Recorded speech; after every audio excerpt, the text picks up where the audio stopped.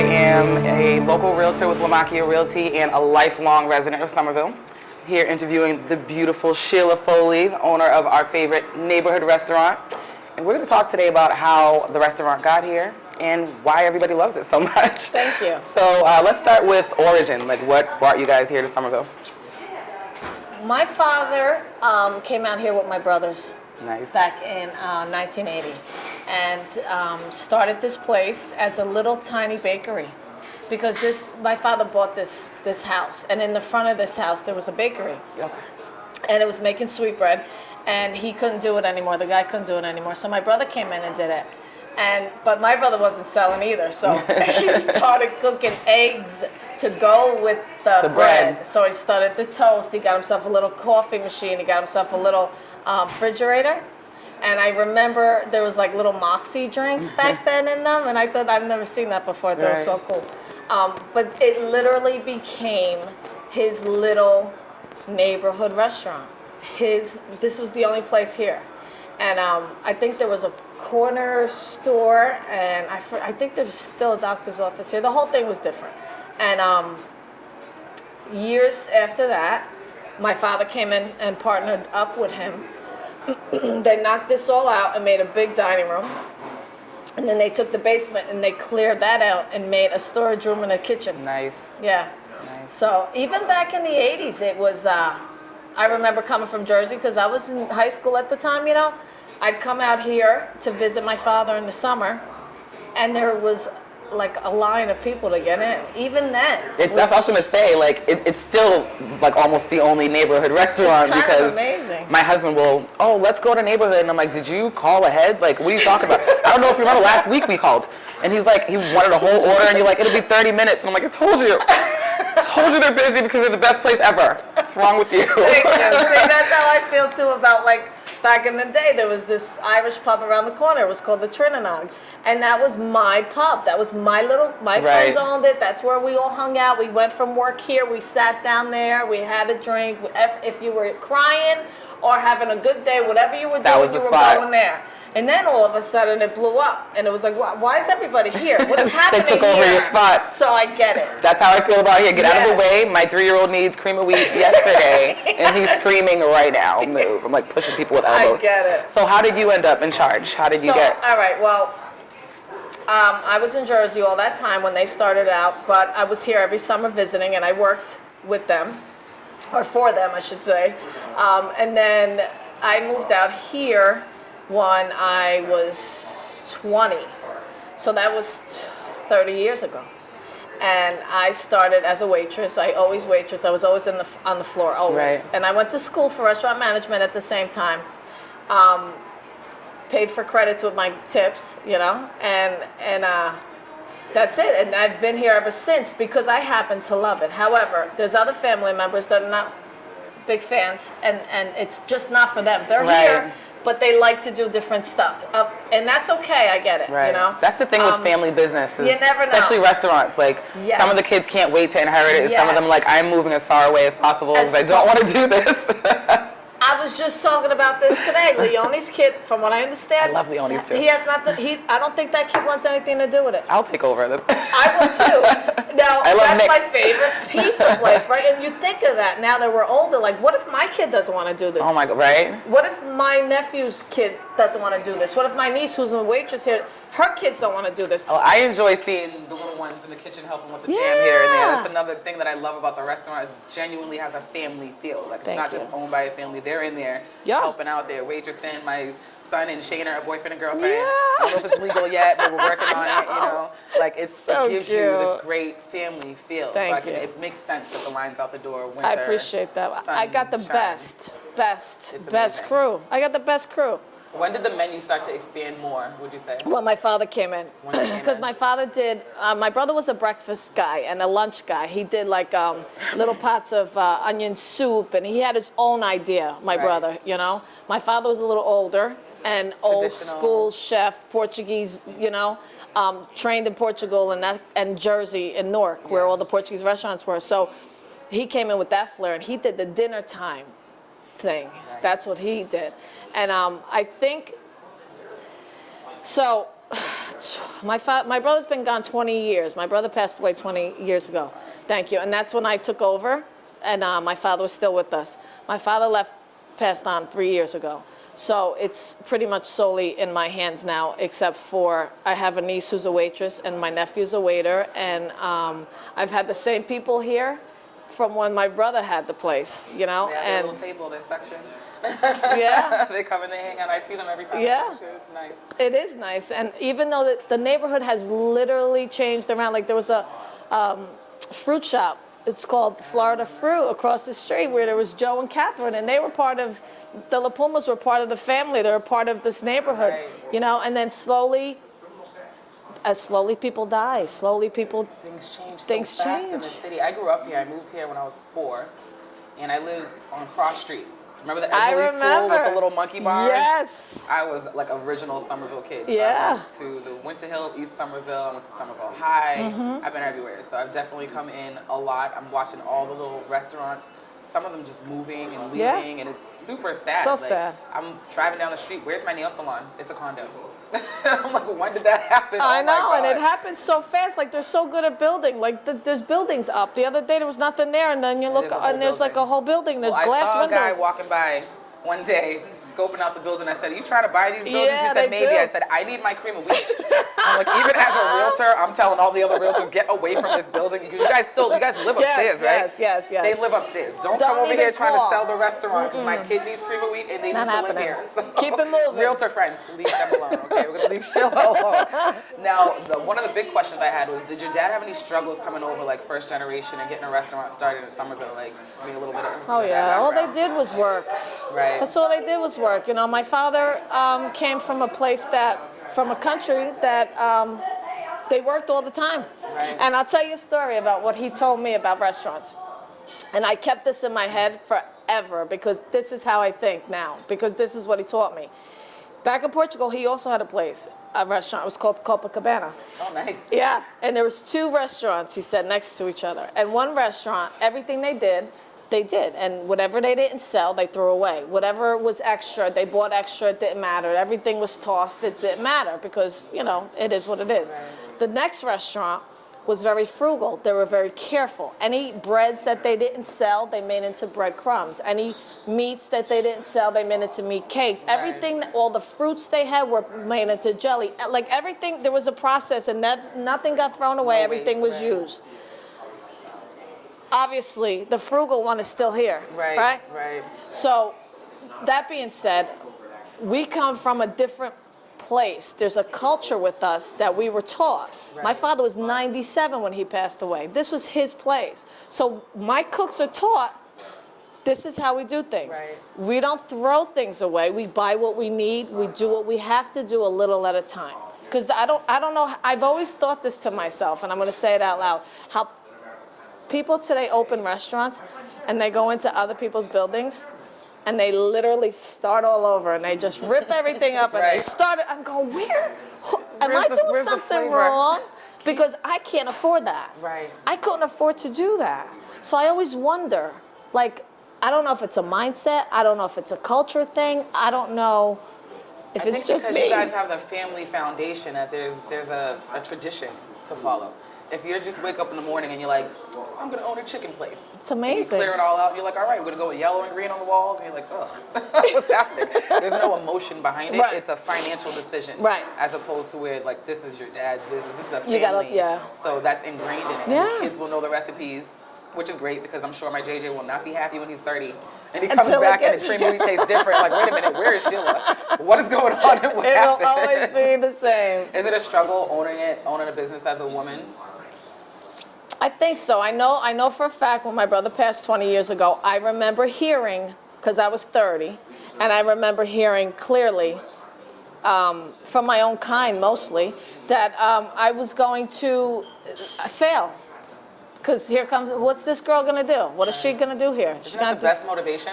It really was. I love it. Tell me what I can't do so I can do it Yeah. twice. Yeah. I love it. You know, and you got to love this. If I didn't love this, I'd have to go. I love when I come in and I see you here. Like, it's not very often that you go to a restaurant and the owner is in there actually cooking. They're just running by for the most part, picking up things, dropping things off, if you ever see them. Right. So it's amazing to see familiar faces all the time and have that neighborhood feel, you know, and it's generational. So, and we see the kids in the kitchen. I see them outside when it snows playing. It's so cute. But it's great because when I'm an old lady, they'll be the ones here. And I'm like, I remember when you were outside playing around and you were learning the no waste and you were playing in the snow. And that's right. That's a comforting feeling for someone who's grown up in the city to know that that tradition will continue. So everyone knows the creamy wheat's everyone's favorite. But what is your favorite item on the menu? Oh, God, what do I, you know, I'm going to skip the breakfast. I say this to everybody. Breakfast is awesome. I skip it altogether. I go right to lunch. That's my thing. I am, I say, all right, so we make our own rolls, right? So for me, I like to, when I'm busy in the kitchen, I like to grab a warm roll because I'm a Portuguese and we put butter in that with a cup of coffee. And I'm happy because I grew up with that. But I love, and they'll tell you that I have it every day, and I probably shouldn't. I probably have mercury poisoning by now, but I have like salmon every day. I eat salmon a lot myself, but I get fancy. I have to make it different ways. So no, I need it it's fun, just like that salmon with a little spinach, cream cheese, garlic, breadcrumbs. I come here to eat when I'm being lazy, but I can get down a little bit. See, my sisters do that too. That's so nice. My husband loves the seafood here. He loves the lunch. Like he's always, you gotta go to the neighborhood. But he's from St. Lucia, to Miami. Okay. From Miami to Boston. So he just thinks everything goes on like easy time. And I'm like, yeah, no, like good food. Because in Miami, everything's like the chicken shop. Yeah. I remember being there. Good food takes time. I'm like, that French toast with the sweetbread, guys.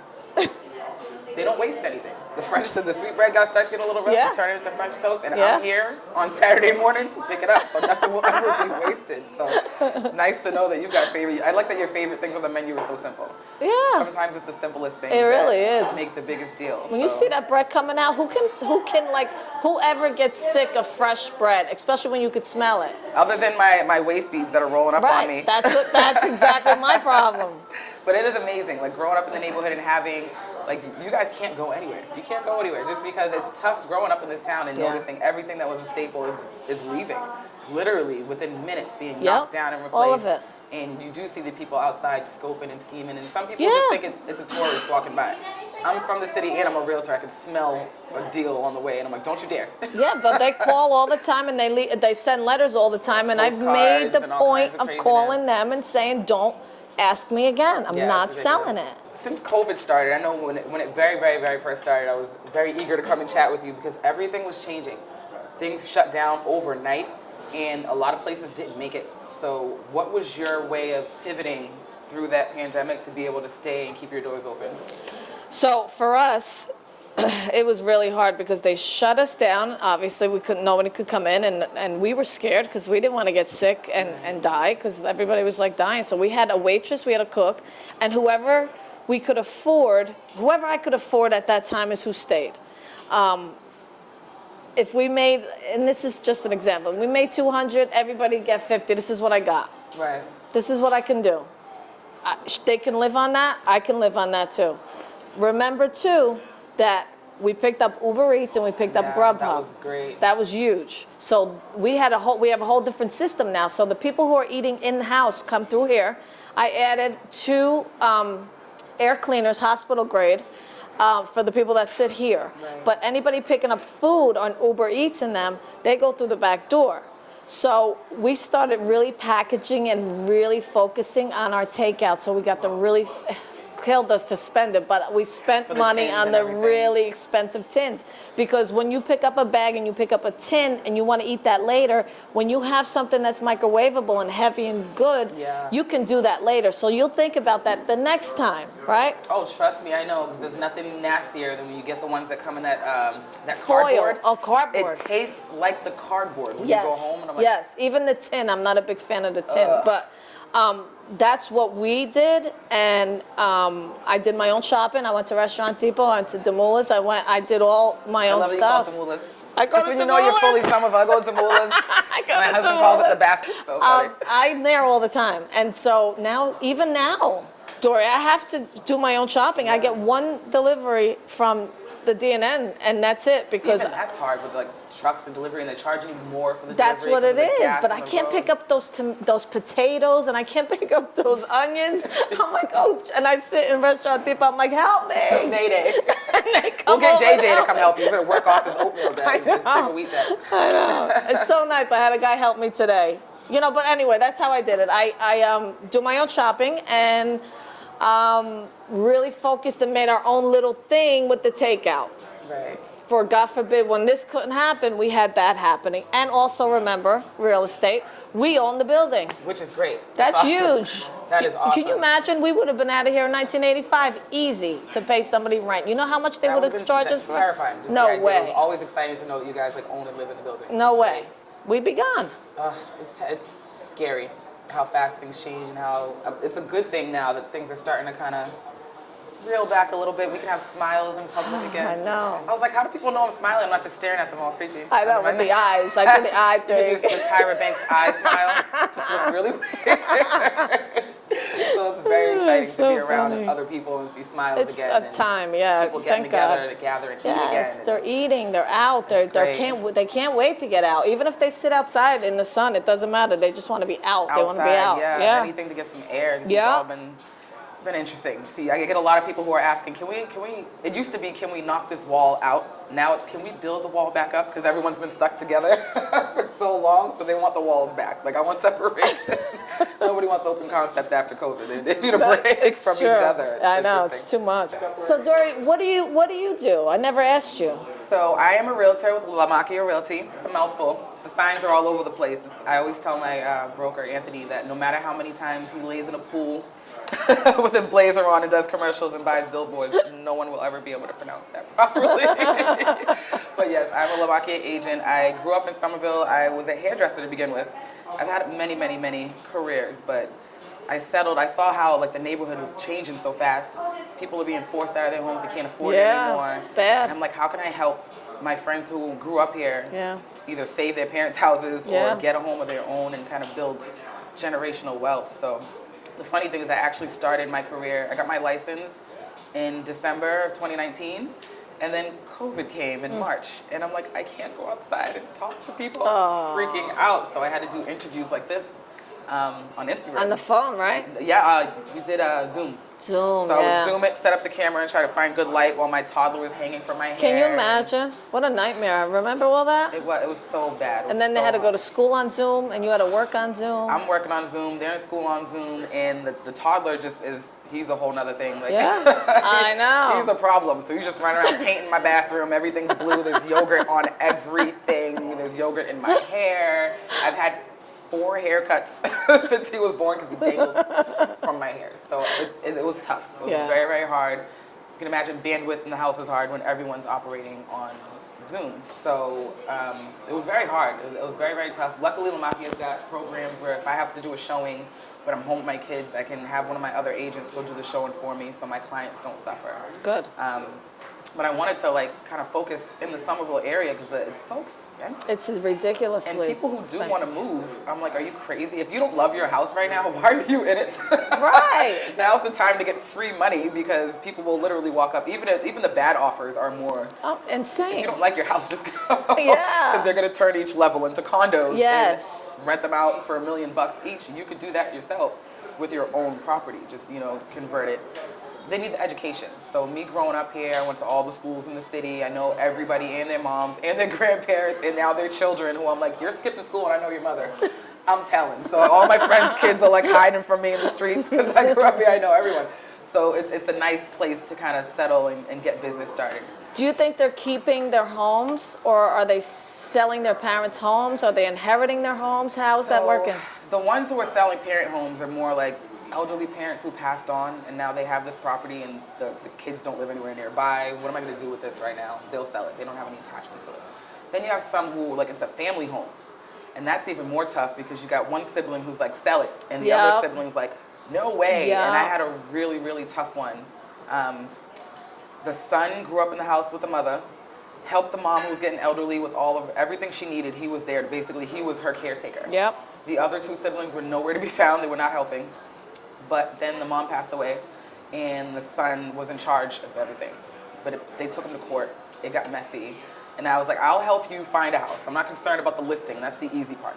I want to help you be all set because his siblings were trying to make it so that the house sold so fast he wouldn't have enough. Poor guy. Oh my God. So terrible. See what money does to people? We were just talking about this today too. It's disgusting. And I was like, really I is. adopted him. Like, you're going to be my new uncle. Good for you. And I'm going to help you out. Good. I'm not going to let them play uncle. And we Good. took care of him. And he got his new place without even needing the proceeds from the sale of his Oh, house. that's beautiful. So then that money was just extra for him. Good. And I know his siblings Good. were like, you know what stink that about means? it. Good people, and when you do the right thing, that all comes back. It all comes back around, Yeah. and that's what I told him the whole time, you know. And that's right. everything in life. If you're That's right. if you're doing right, even That's if right. something feels like it's bad happening to you, it's a pendulum swing. That's Just right. Hold It's on. gonna come back. It's gonna come back Yes, up, and it those is. who are steadily doing bad, it will turn around. Absolutely. So it was that's greed and terrible. Absolutely. Terrible. And that's what inspires me is to help people That's out of beautiful. nasty Good for situations you. like that. I don't care about the check. I Good like for to you. bond with people. Good. You don't get paid if they hate you. That's and if you true. do get paid and they hate you, they're going to go on Yelp and tell everybody. So there's no point in just trying to get sales. I just want to make friends. That's good. Here. I like that. That's a lot of people need that help right now. It's tough, especially there's a million realtors, and there's probably, I don't even want to give a number to how many actually care about what's going on in your life versus who's like, I can sell this. Yeah. And someone who has to move doesn't want to hear that you can sell their house in 30 seconds because where am I going to go? I know. So I focus on where you're going to go because I can sell your house in 3 seconds. That's not a problem. You're in charge now because you're the seller.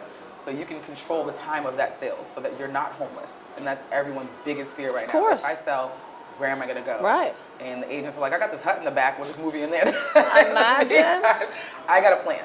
And we're very, very heavily trained with Lamakia on the sell-by situation. So my goal is to help all my friends whose parents are living in the city and try to keep their homes. And if they want to get rid of it, I'll help you do it in a smooth way, you know? It's not even easy now to keep it up with the water and the taxes and everything's outrageous. I want to do a tiny house. What's a tiny house? Like, you know the little tiny houses? You ever seen the little teeny tiny houses? No, Like, and then your kids can't stay. If you build a little tiny house, there's no space for them. Oh, I love that It's either idea. going to be that or a houseboat because when they see them That's coming, so you cute. undock and you pull off. You better hope they can swim strong because I'm not coming back for you. I just want to live free. Like, the only thing that holds me down is children. That's awesome. Otherwise, I'd be off and running. I'm going to real estate on a boat somehow. I don't know how I'm going to do it. But it's going to be great. But yeah, no, this is my hometown. I've left 3 times. And then I keep coming back. Yeah. Like, you can't help it. It's got this does. draw on you. Somerville, you're a villain forever. You talk like this. So when I go out of town, they're like, where are you from? And I say Boston because no one knows where Somerville is. It's the same. And it's not Somerville. It's literally right there. It's Somerville. There's no R in it. There's no R in there. And anything in Boston. And it's a beautiful, tiny, amazing, family-filled city. It is. Where, like, if you have a problem with someone on Somerville city grounds, it ends when you go to another city and you see someone picking on that person. We're now friends again. Because we're from the same town and we have to defend each other against this random person from another town. It's so true. So it's a beautiful little tight-knit community, which is another reason why it's great to have restaurants like this where we can come and meet. And we don't have to be specific. You know, meet me at neighborhood. That's it. Everyone knows what I'm talking about. Like, if you ask me what neighborhood, I'm like, ew, you're not from here. You're new, aren't you? So yeah, I don't think I'll probably move again, but I wouldn't mind having some type of connection to anchor me back here always. Buy one of the $1 million condos. I don't know. There's a $1 million condo on every corner. Expensive. It's ridiculous. I saw one that was like the size of a closet, and it was like $895,000. Isn't that amazing? Amazing. I mean, it's good for the city and those of us in it. Don't get me wrong. I'm not talking about anything somebody bad, who's gonna come and turn it into a yoga studio or something. I just don't understand. It'll be a yoga studio, an art studio, or something. Somerville's very artsy. Yes. So they find very artsy things to do with the space, I'm sure. I know. Tiny upstairs coffee shop or something, you know what I mean?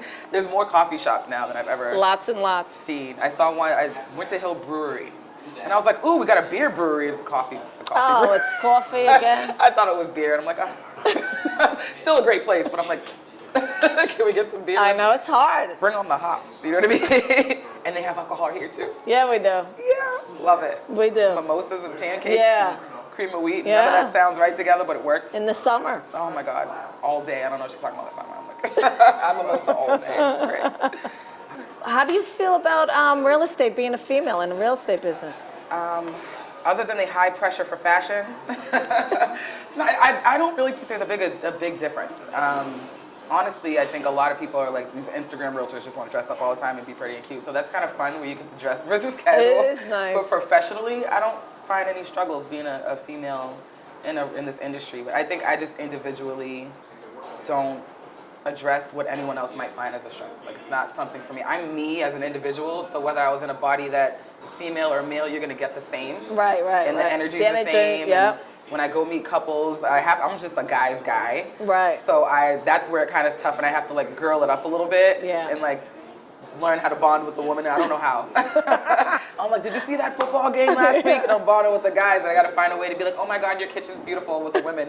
I know. The backsplash is gorgeous. And just finding ways to bond with both sides is a little tough. Funny. But for the most part, I think the industry, there's a lot of women in the industry, so it's not so tough. It's just being taken seriously as a female in any industry can be tough. Yeah. If you're super young and a female in this industry, that's harder. Like, we have guys who are like 19, 20 years old that are realtors, and I don't feel like they'll have as much of a struggle as a 19, 20-year-old female in the business. And then you have more people who like know you, your family.